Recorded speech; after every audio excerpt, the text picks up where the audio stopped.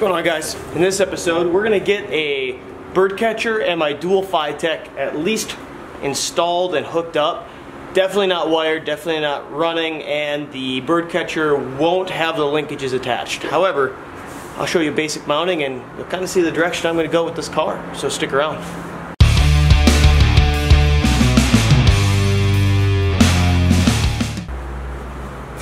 Alright, so this is the direction I'm going to go for my fuel injection. The main concept is I want a carbureted style setup, but I want it all to be self-learning. I don't have to deal with the getting correct tuned injectors and trying to do all the math on that. This way, it's just set up for what I need. It's going to be kind of a pain in the ass to get it all wanting to talk and play nice, but this is the 2x4 1200 horsepower setup, part number, I don't know, 300064, I think, or something of the sort. I ordered this. It's roughly $2,500, but it's the direction I'm wanting to go with the Charger build. Now, FiTechs came with everything I think I'm going to need for the most part. May have a few issues with pump relays and stuff like that, but I'll deal with all that later. Right now, though, I'm just going to get these mocked up. They do come with gaskets. They come with the handheld tuner. They come with, let's see here, some other like blockage screws, because I'm running force induction. A couple of their little mounts. Comes with sensors, O2 sensor, things like that. So it should be a pretty complete kit. But let's get installed. So I've already dropped gaskets on here. Everything else should be relatively plug and play based off of the 4150 style Hollies. And for the most part, this should drop on with no issue.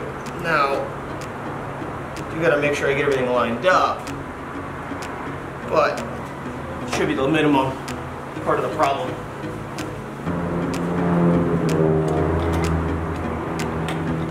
Big fear of mine I had was, rather than trying to figure out where everything I need to go for wiring is,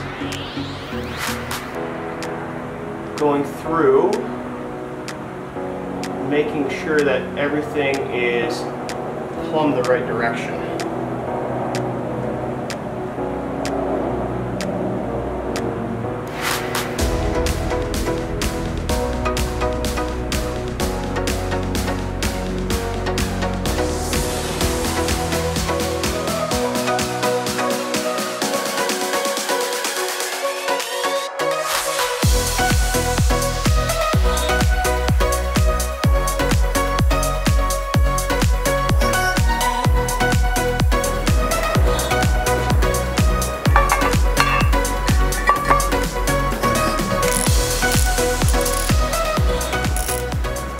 So a lot of guys will end up going with a dual scoop or whatever it be.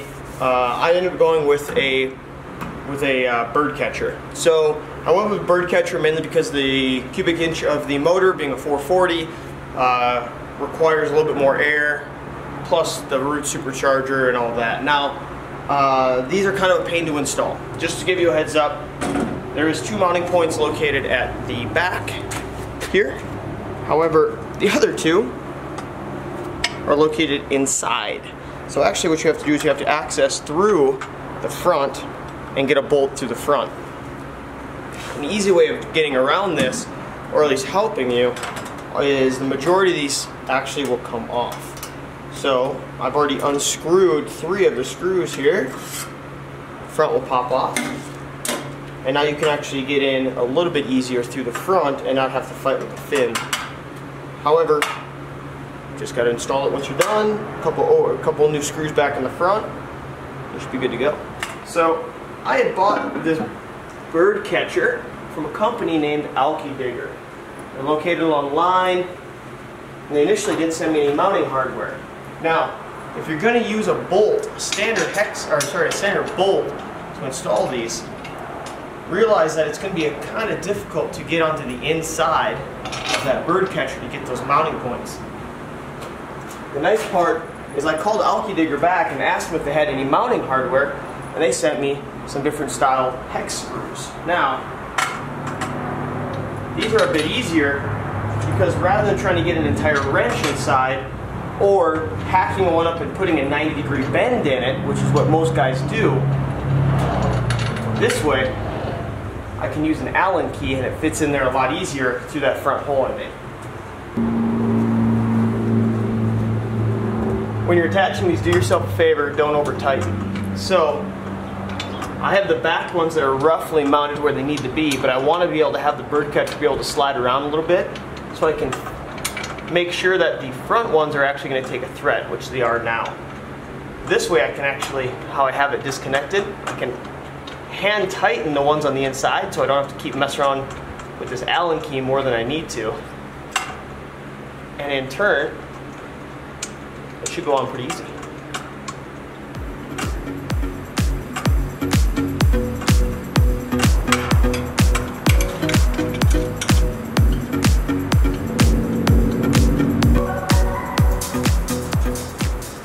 Alright, on the last piece, we have, at least on this design, on the alkydigger design for the Enderline, what you're going to have is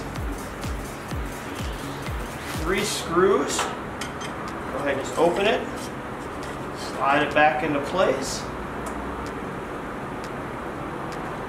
Give yourself your gap you need on the bottom.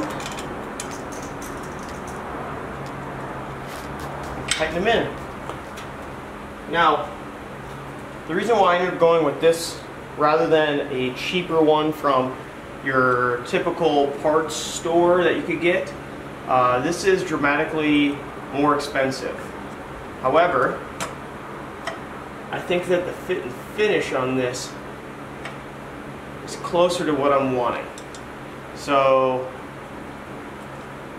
to get a quality Birdcatcher like this, you're getting a lot better linkages on the side, and this is actually solid compared to a lot of the other cheaper ones where if you buy, you're getting things that are almost, they're just aluminum or very, very, very thin steel, and they're flimsy, they make a lot of noise, there's no bearings or anything on the ends, so you kind of get what you pay for when it comes to that. And I figured since this is going to be sticking outside the hood, I'll probably get quite a bit of attention, so I'd rather spend the money and get something a bit nicer than something extremely cheap and possibly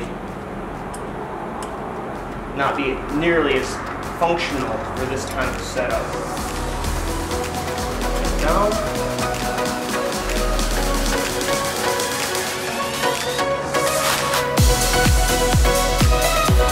So the next part I got to worry about is wiring, but wiring is going to be difficult because it also requires me to have electronics. Right now I'm waiting for a couple tools to come in for me to actually start being able to punch some rivet or some rivet nuts, I guess, inside of the firewall to get some things mounted. So in turn, this is the ignition setup that I'm going to be running.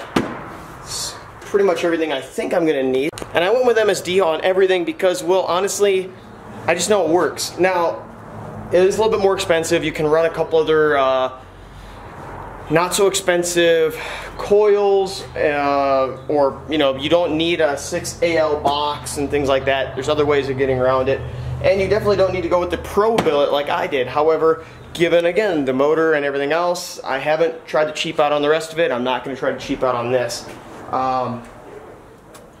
As of right now, I'm going to be waiting for a starter still. I need a starter and a battery so I can start manually turning over the engine, and in turn I can find top dead center so I can set the distributor. Once I set the distributor, I can then start getting all my ignition wiring set up and everything else. But until that, I'm stuck. So right now I'm also looking forward the instructions on the FiTech. And everything on the FiTech seems to be pretty well labeled. I don't know if you can read the small print there, but it's like fan 1, coil, what else we got here? Tack, looking for the yellow. Yellow is fan. Yeah, oh, keys in there. So yeah, I mean, there's a couple wires that come with it. There's not really a ton. Quite quite a few little other miscellaneous connectors and things like that. I'm assuming this, based upon the connection, it's going to be for the handheld tuner. Also inside here, O2 sensor, a Weldon O2 bung in case you want to do it that way, and handheld controllers in here as well.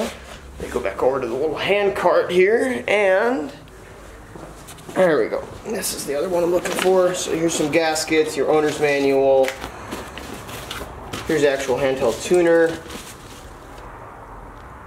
Figure what those are for.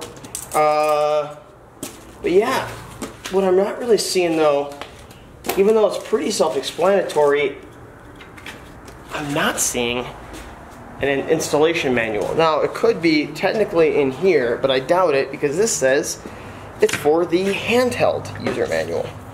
And that's exactly what it is. So, no instructions, which is kind of concerning because I've never installed one of these before. But I'm going to continue working on this, and I'm hoping the next video you guys see will actually have more technical installation on how I'm running everything and I guess getting everything hooked up. Now, as of right now, again, I'm still waiting for a couple tools. I'm still waiting for a starter. As soon as I get those, I think my wiring process should go, I'm not going to say quick. Wiring never goes quick, and if it does, you probably did it wrong. So it's going to go painful, and I'm going to bring you guys along for it as best as I can. Now, I understand that in this bay, these are my only two lights. It's daylight out right now, hence super bright. But when I start working in here late nights, it's going to get dark. So I will do what I can to also try to get some more lights for you guys, and I'll kind of show you some of the tricks that I'm learning to get everything hooked up. But until then, if you guys like the video, if you guys like kind of the projects I'm working on, whether it be this or start welding on that, trying to do some patch panels on the old Dodge, let me know. Comment below. If you guys have specific questions dealing with the installation of the FiTechs, or if you guys have tips, comment below. I'll try to read them and implement. If you guys have questions, I try to put in what I can in the bottom and answer any questions, because I'm learning too. But other than that, keep building.